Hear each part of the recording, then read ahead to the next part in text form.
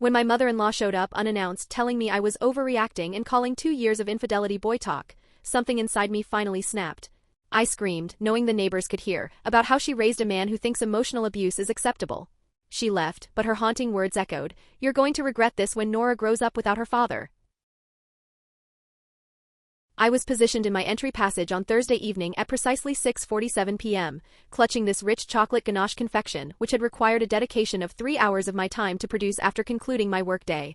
From the adjoining living room I could distinctly perceive Maxwell and his companions completely unleashing their inhibitions.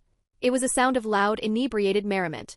I had departed from my workplace prematurely, collected our young daughter Nora from her childcare facility, dropped her off at my parents' residence, secured all the necessary festive provisions from Target, and exerted myself immensely to arrive home before him, aiming to organize his impromptu 30th birthday celebration. However, he had, regrettably, returned before me. Upon entering, I found 5 fully grown men stretched across our segmented sofa, surrounded by numerous beer containers, observing some spectacle on our television that prompted them to giggle raucously, like hyenas. The spectacle, it turned out, was our wedding recording from 3 years prior. I was immobilized in the entrance, still holding the cake. Then Anthony directed attention to the screen, exclaiming, "Observe, observe, here it comes." And Maxwell responded, "Oh my word, watch this bit." I then saw myself on the screen in my bridal gown, engaging in a conversation with my aunt close to the dessert station. The recording device shifted focus, and there was Maxwell situated near the bar with Lisa, my closest female companion since high school. Lisa, my chief bridesmaid Lisa. Even within the video playback it was discernible that he leaned in and bestowed a kiss upon her. A genuine embrace. Not merely a brief contact. His hand was placed on her waist and everything. I had never witnessed this occurrence at my own wedding because I was occupied tending to 200 other attendees. Yet, there it was on the recording in unmistakable clarity. Maxwell then addressed his acquaintances. "Recall when I snuck a kiss with Lisa during the celebratory reception? She was utterly incapable of resisting my advances that particular night."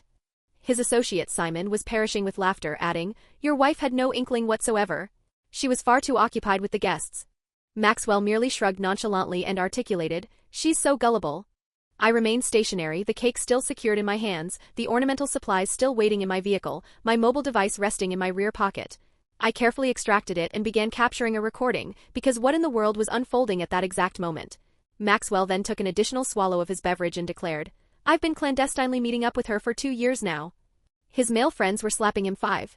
Anthony remarked, "2 years, mate, that's seriously remarkable." And Maxwell confessed, "To be frank, the only reason I remain is because her father covers our home loan installments, and she practically manages every chore around the dwelling like a domestic servant anyway, so why would I consider leaving?" They all tapped